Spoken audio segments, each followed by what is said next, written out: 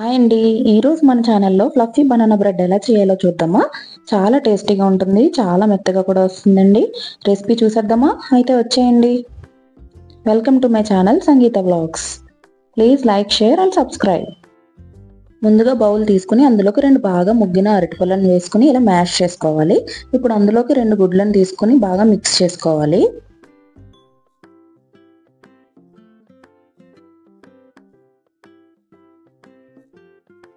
ఇదంతా ఇలా మిక్స్ చేసుకున్న తర్వాత అందులోకి అరకప్పు షుగర్, పావు కప్పు బటర్, పావు కప్పు ఆయిల్ వేసుకోండి. మీకు కావాలంటే బెల్లమైనా వేసుకోవచ్చు.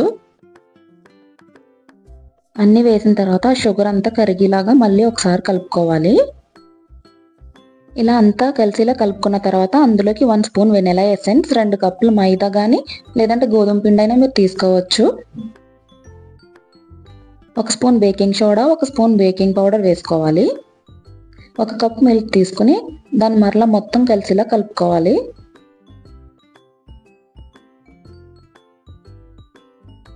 మనకి బ్యాటర్ కన్సిస్టెన్సీ ఇలా ఉంటే సరిపోతుందండి. ఇప్పుడు కేక్ టిన్ తీసుకొని దాన్ని ఆయిల్తో ఇలా గ్రీస్ చేసుకోవాలండి. ఆయిల్తో గ్రీస్ చేసిన తర్వాత బటర్ పేపర్ వేసుకోవాలి. ఇప్పుడు మనం పక్కన పెట్టుకున్న మిక్స్ని హాఫ్ వరకు ఫిల్ చేసుకోవాలి. కేక్ అనేది మనం బేక్ చేసుకున్న తర్వాత ఇంకొంచెం పైకి వస్తుంది కాబట్టి ఎప్పుడైనా సరే హాఫ్ వరకు ఫిల్ చేసుకుంటే సరిపోతుందండి. నేనైతే అమూల్ మిల్క్ చాక్లెట్ వేస్తున్నానండి.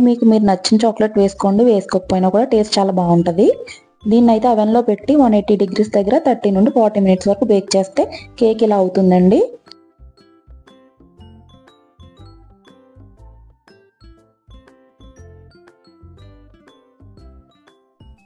చూసారా ఎంత బాగా వచ్చిందో.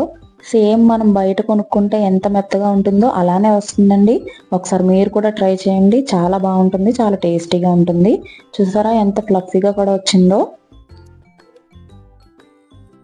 సో మీరు కూడా దీన్ని ట్రై చేసి ఎలా వచ్చిందో కమెంట్ సెక్షన్లో కమెంట్ చేయండి.